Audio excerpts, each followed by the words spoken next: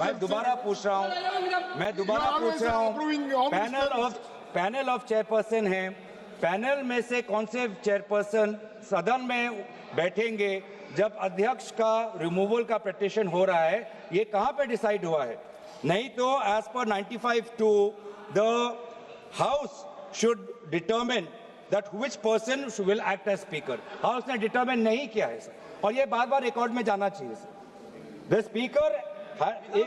Speaker has the right to speak. He can take part, but he cannot preside, sir. And by and so while the chairperson, a selected chairperson, has been chosen from the panel, that is a clear exercise of the power of the speaker, which is not allowed. It's a violation of the constitution, और यही हम देख रहे हैं, यही हम देख रहे हैं पिछले 5 साल से, क्योंकि आज आप, जिसे हमारे ऑनरेबल कॉलीग वेणुगोपाल जी ने कहा कि इससे पहले भी 3 बार इस लोकसभा सदन के अंदर अविश्वास प्रस्ताव आया है, 87, 56 और 66 और 54 में, और 1987 की बात करें, 1966 की बात करें, जब motion was moved against the speaker, a deputy speaker was sitting on the chair, a deputy speaker was speaking on the chair. और आज ऑपोजिशन इंडिया अलायंस के लगभग 200 सांसद होने के पश्चात भी आज यहां पे डेप्यूटी स्पीकर नहीं है। इस प्रकार का सदन चल रहा है यहाँ। देश को पता चलना चाहिए, देश को पता चलना चाहिए कि सदन कैसे चल रहा है।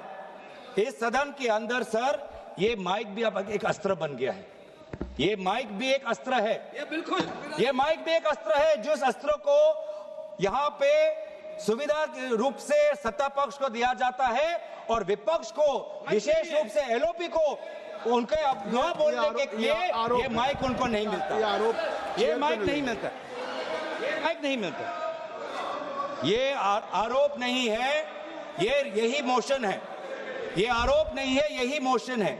मोशन क्या है?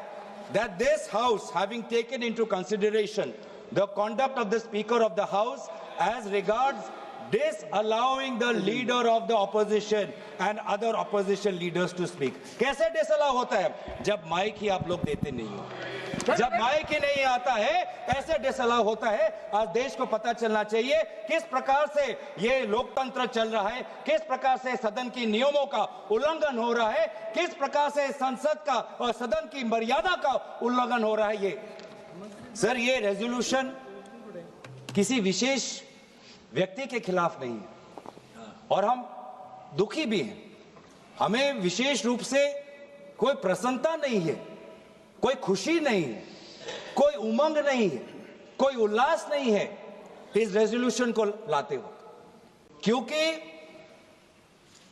व्यक्तिगत रूप से आदरणीय ओम बिरला जी सभी के साथ उनका व्यक्तिगत रिश्ता अच्छा है।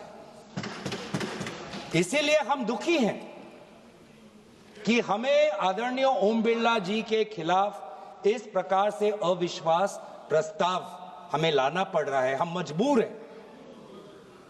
लेकिन जहां पर हम खेद प्रकट करते हैं, जहां पर हम अफसोस प्रकट करते हैं, हमारा धर्म है कि संसद की मर्यादा को बचाना, और इस धर्म के अनुसार आज हम ये रेजोल्यूशन ला रहे हैं, क्योंकि इस सदन के अंदर हर सदस्य का यह कर्तव्य है कि संसद की गरिमा, संसद की मर्यादा और संसद के कानून को, नियमों को बचाना, और उस कर्तव्य के अनुसार ही आज ये हम अविश्वास प्रस्ताव ला रहे हैं। ये व्यक्तिगत रूप से ओम बिरला जी पर हम आक्रमण नहीं करना चाहते हैं, ये हाउस के डिग्निटी को बचाने के लिए, संविधान को बचाने के लिए, और भारत के लोगों का विश्वास प्रजातंत्र में कायम रखे, इस कारण से हम आज ये अविश्वास प्रस्ताव ला रहे हैं।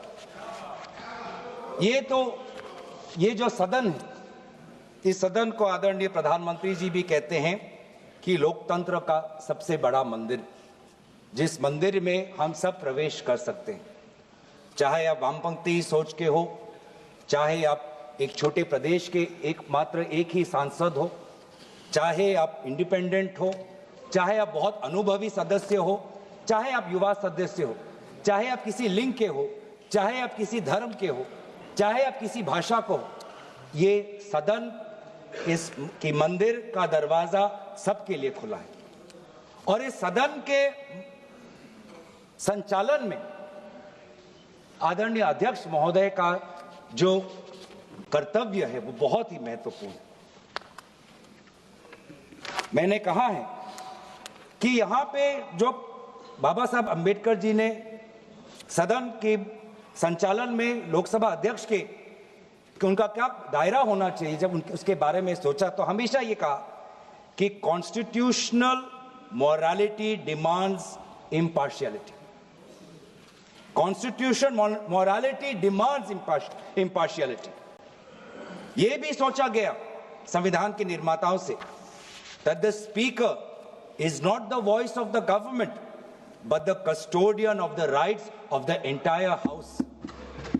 चाहे वो एक निर्दलीय सांसद हो, चाहे दल का एक ही सांसद हो, चाहे अनुभवी सांसद हो, चाहे नेता सदन हो, चाहे नेता विपक्ष हो या चाहे नेता प्रतिपक्ष, सबके संरक्षण का कर्तव्य का जिम्मेवारी आदरणीय अध्यक्ष महोदय लेते हैं। और हमारे पार्लियामेंट के इतिहास में ऐसे कई स्पीकर्स हैं जिन्होंने अपनी एक व्यक्तिगत छाप छोड़ी हुई है, चाहे वो जीवी मावलंकर जी हों या सोमनाथ चटर्जी जी हों। लेकिन आज हम बहुत दुख की बात यह है सर कि हम किस घटनाक्रम की बात करें। ये जो रेजोल्यूशन हम लाए हैं